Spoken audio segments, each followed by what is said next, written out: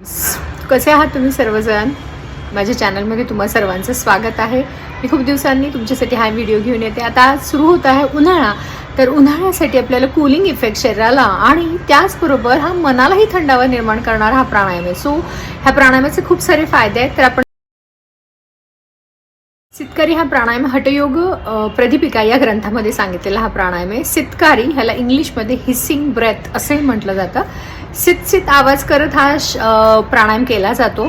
आणि महत्त्वाची गोष्ट म्हणजे ह्याच्यामध्ये सित म्हणजे थंड आणि कारी म्हणजे तयार करणे, तर हा थंडावा निर्माण करणारा प्राणायाम आहे. सो AC इफेक्ट जसा होतो उन्हाळ्यामध्ये आपण फॅन किंवा AC लावतो जो की थंडावा निर्माण करतो, पण हा आतल्या आत आपल्या शरीरामध्ये थंडावा निर्माण करण्यासाठी हा प्राणायाम खूप उपयोगी आहे. हा प्राणायाम नक्कीच उष्णता कमी करणारा आहे, पण त्याचबरोबर हा प्राणायाम कुणी करू नये हे आपण आधी जाणून घेऊयात. तर कॉन्ट्राइंडिकेशन काय आहेत ह्या प्राणायामाचे ते पाहूयात आपण. हा कुणी करू नये, आता हा थंडीच्या दिवसात करू नये. त्याचबरोबर तुम्ही जिथं प्राणायामाचा अभ्यास करणार आहात ती जागा तुमची स्वच्छ असली पाहिजे, कारण की इथं आपण तोंडाने श्वास घेतो आणि नाकाने श्वास सोडतो. सो प्रदूषण असलेल्या ठिकाणी हा प्राणायाम करू नये. तर प्राणायाम करताना जागा तुम्ही चांगली स्वच्छ निवडा जिथून आपण तोंडाने श्वास घेणार आहे. हा एक महत्त्वाचा इथं गोष्ट लक्षात ठेवली पाहिजे. दुसरी गोष्ट महत्त्वाची म्हणजे जे थंडीच्या दिवसामध्ये हा प्राणायाम करू नये, म्हणजे हा कूलिंग इफेक्ट देणार आहे अर्थातच, त्यामुळं थंडीच्या प्रदेशामध्ये किंवा थंडीच्या दिवसांमध्ये हा प्राणायाम थोडा कॉन्ट्राइंडिकेटेड आहे. म्हणजे उन्हाळ्याच्या दिवसांमध्ये आता उन्हाळा चालू होतोय, तर उन्हाळ्याच्या दिवसांमध्ये हा प्राणायाम नक्कीच फायदेशीर आहे. त्याचबरोबर कुणी करू नये, तर ज्यांना रेस्पिरेटरी इश्यू आहेत किंवा श्वसन संस्थेचे विकार आहेत, जसं की तुम्हाला टॉन्सिलायटिस आहे किंवा घशामध्ये कफ येतोय, कफची समस्या आहे, सोअर थ्रोट आहे किंवा घशामध्ये कफ बऱ्याच जणांना नाकातून सर्दी न वाहता पाठीमागे घशात उतरते, त्यांनी पण हा प्राणायाम करू नये. त्याचबरोबर ज्यांना न्यूमोनिया आहे, श्वसन संस्थेचे विकार, COPD आहे किंवा ब्रॉन्कायटिस आहे, त्यांनी सुद्धा हा प्राणायाम करू नये. संबंधित ज्या काही समस्या असतील त्यांनी सुद्धा हा प्राणायाम करू नये. तसंच ज्यांचं ब्लड प्रेशर लो आहे, लो BP असलेल्यांनी पण करू नये. आणि अजून एक कॉन्ट्राइंडिकेशन आहे म्हणजे क्रॉनिक कॉन्स्टिपेशन, कारण का जर थंडावा आपण जास्त निर्माण केला तर कॉन्स्टिपेशन वाढण्याची शक्यता असते. तर ज्यांना क्रॉनिक कॉन्स्टिपेशन आहे त्यांनी पण हा प्राणायाम करू नये. अर्थातच ह्या प्राणायामाचा, सितकारी प्राणायामाचा थंडावा निर्माण करण्यासाठी फायदा होतो. ज्यांना उष्णतेचे विकार आहेत किंवा उष्णता शरीरामधली म्हणजे पित्ताचा त्रास, ज्यांना आम्लपित्त जास्त होतं किंवा हायपर ॲसिडिटी जास्त आहे, तर त्यांच्यासाठी सुद्धा हा प्राणायाम खूप महत्त्वाचा आहे. सो हायपर ॲसिडिटी ज्यांना त्रास आहे त्यांच्यासाठी हा प्राणायाम खूप उपयोगी आहे. शरीराला हा थंडावा निर्माण करतोच, त्याचप्रमाणे मनालाही थंडावा निर्माण करण्यासाठी, कारण का हा आपल्या पॅरासिम्पॅथेटिक नर्वस सिस्टीम ॲक्टिवेट करत असतो. So parasympathetic nervous system activate करत असतो म्हणजे स्ट्रेस मॅनेजमेंट, किंवा ज्यांना स्ट्रेस आहे, डिप्रेशन, अँझायटी आहे, ह्याच्यामुळे जो काही त्रास होतो त्याच्यासाठी हा उत्तम असा प्राणायाम आहे. सो कूलिंग देणारा हा प्राणायाम आहे, कूलिंग इफेक्ट देणारा हा प्राणायाम आहे. सो कूलिंग करताना आपल्या मनालाही थंडावा निर्माण करतो. सो ज्यांना स्ट्रेस मॅनेजमेंट, अँगर मॅनेजमेंट ह्याच्यासाठी सुद्धा हा प्राणायाम खूप उपयोगी होतो. त्याचबरोबर ज्यांना डोकेदुखी आहे, उन्हाळ्यामुळे डोकेदुखी होते, तर त्यांच्यासाठी सुद्धा हा प्राणायाम खूप अर्थातच उपयोगी आहे. सितकारी प्राणायाम केल्यामुळं भूक, निद्रा, आलस्य ह्यांच्यावरती कंट्रोल किंवा नियंत्रण यायला लागतं. ह्याच्यामध्ये तुमच्या शरीरावरती नियंत्रण, मनावरती नियंत्रण. त्यामुळं ग्रंथांमध्ये तर असं वर्णन आहे की तुम्ही सगळ्या जगावरती तुम्ही तुमचं नियंत्रण आणू शकता. याचा अर्थ असा होतो की तुमच्या शरीरावरती तुम्ही नियंत्रण आणायचे, मनावरती तुमचं नियंत्रण यायला हा महत्त्वाचा सितकारीचा फायदा होतो. त्याचबरोबर तुमचं जे गम्सचा प्रॉब्लेम आहे किंवा हिरड्यांचा प्रॉब्लेम आहे, ज्याच्यामध्ये हिरड्या वीक होतात, तर त्यांच्यासाठी सुद्धा हा फायद्याचा आहे. आणि स्प्लीनची हेल्थ वाढायला मदत होते. हा डिटॉक्सिफिकेशनचा फायदा आपल्याला मिळतो. म्हणजे जसं की लिव्हरमध्ये पित्तरस तयार होतं, जास्त जर पित्तरस तयार झालं, बाईल तयार होतं, तर त्याचं कंट्रोलिंग यायला सुद्धा मदत होते सितकारी प्राणायाममुळं. त्याचबरोबर स्प्लीनमध्ये आपल्या RBCs डिस्ट्रॉय होतात आणि त्याचं क्लिन्झिंग आपल्याला इथं हा मिळून जातो. सो स्प्लीन आणि लिव्हरची पण हेल्थ वाढायला मदत होते. कसा करायचा? आता बिगिनर्सचे नवीन साधक आहेत त्यांनी आपण कुंभकाशिवाय आपण हा प्राणायाम बघणार आहोत. याच्यामध्ये काय करायचं आहे, तोंडाने आपण श्वास घेतो ह्या प्राणायामामध्ये आणि नाकाने श्वास सोडतो. आता तोंडाने श्वास घेताना आपल्याला दोन्ही ओठ आपल्याला विलग, जेवढे आपल्याला ओपन करता येईल आपलं तोंड तेवढं ओपन करायचंय ह्या पद्धतीनं. आणि दातांवर दात, वरचा दात आणि खालचे दात आपल्याला एकमेकांना चिटकवायचे. आता आपली जी जीभ आहे, जीभ मागच्या दात, आपले जे पुढचे दात आहेत त्याला मागं जीभ चिटकवायची आहे. आता श्वास घेताना पण तोंडाने श्वास घेणारी जी हवा घेणारी ती दाताच्या फटीतून आपल्याला सित आवाज करत जाणार आहे.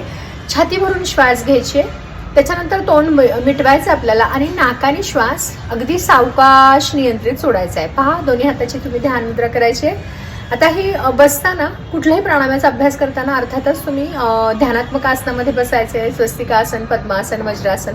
जर तुम्हाला नाही बसता येते तर तुम्ही खुर्चीवर बसून सुद्धा करू शकता, बेडवर बसून सुद्धा करू शकता. पण इथं पाठीच्या कणात ताट आहे की नाही हे चेक करा. ओके, पाठीच्या कणात ताट ठेवायचं आहे. आपलं सगळं लक्ष आपल्या श्वासावर घेऊन यायचं आहे. येणारा श्वास पाहायचा आहे, जाणारा श्वास पाहायचा आहे.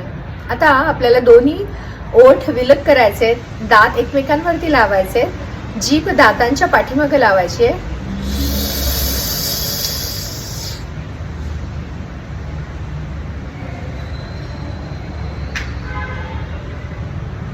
पुन्हा एक पुढचा आवर्तन. नाकाने श्वास आपल्याला बाहेर सोडायचा आहे. ओके,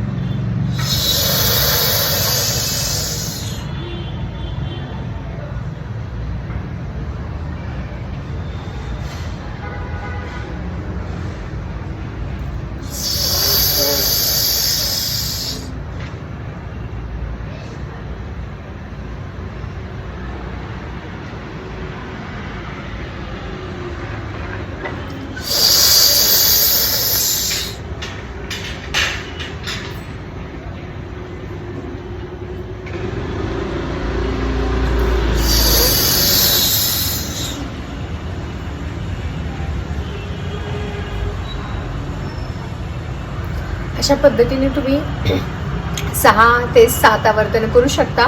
सुरुवातीला 6 ते 7 आवर्तन करा. जसं जसं गरमी वाढेल, उष्णता वाढेल किंवा तुम्हाला तहान खूप लागली आणि पाणी प्यायची सोय नसेल तर तुम्ही 6च्या पटीमध्ये अजून घेऊ शकता. अजून हा प्राणायाम आपण कधी करू शकतो, जेव्हा आपण भस्त्रिका, कपालभाती ह्यासारखे उष्णता निर्माण करणारे प्राणायाम जेव्हा असतात, सूर्यभेदन ह्यासारखे तुम्ही प्राणायाम जेव्हा करता तेव्हा शरीरामध्ये उष्णता वाढते आणि तेव्हा आपल्याला शरीराला कूलिंग डाऊन करण्याची पण गरज असते. तेव्हा हा प्राणायाम तुम्ही करू शकता. सो कूलिंग डाऊन करताना हा प्राणायाम अतिशय फायद्याचा होतो. डोकं शांत राहण्यासाठी उपयोगी होतो. सो अँगर मॅनेजमेंटसाठी हा प्राणायामाचा खूप चांगल्यापैकी फायदा होतो. शरीराला तर हा थंडावा देणारा आहेच आहे, पण त्याचबरोबर मनही थंड किंवा मन कूल करण्यासाठी सुद्धा हा प्राणायाम खूप उपयोगी आहे. सो मन शांत करण्यासाठी आपल्याला ज्यांना चिडचिडेपणा किंवा स्वभाव ज्यांचा रागीट आहे, प्रचंड शीघ्रकोपी आहे, तर त्यांच्यासाठी सुद्धा हा प्राणायाम अतिशय फायद्याचा आहे. तर त्या पद्धतीने आपल्याला हा प्राणायामाचा अभ्यास करायचा आहे. हे प्राणायामाचा अभ्यास करताना तुम्हाला जे काही अनुभव येत आहेत ते माझ्याशी शेअर करा, कमेंट करा.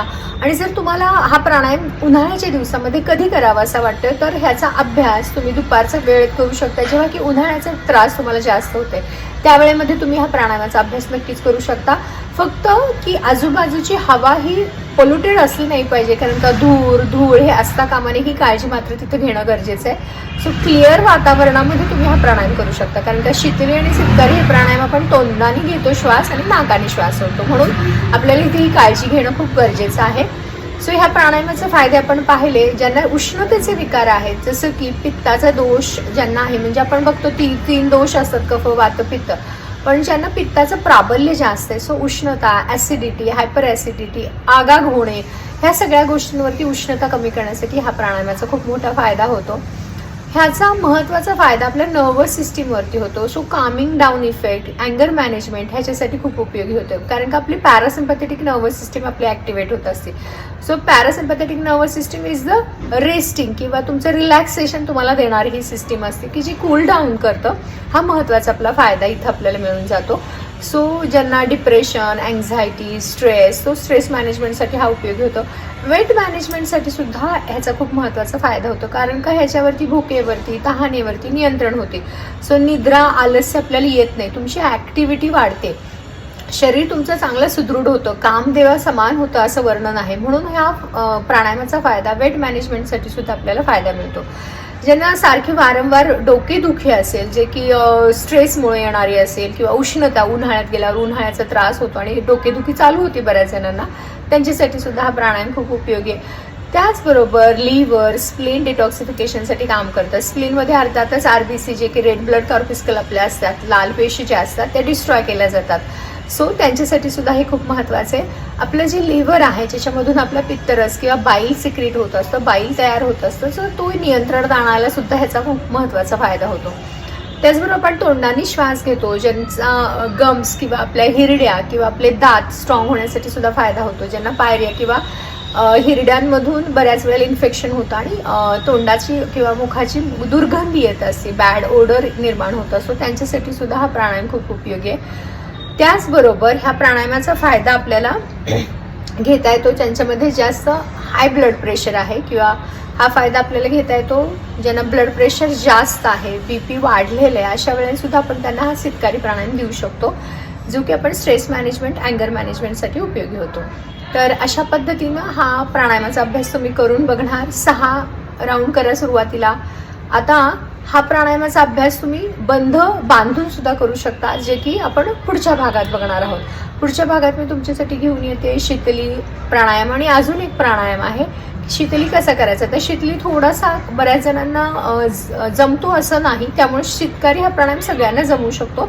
तर शीतकारी प्राणायाम हा तुम्ही करून बघा. तुम्हाला काही शंका असल्यास कमेंट बॉक्समध्ये नक्कीच कमेंट टाका. त्या कमेंट्स मी तुमच्याशी कम्युनिकेट करते, त्याच्याशी तुमच्या प्रश्नांची उत्तर मी देण्यासाठी इथं आहेच आहे. तर नक्कीच माझ्याशी कम्युनिकेट करा. Thank you so much.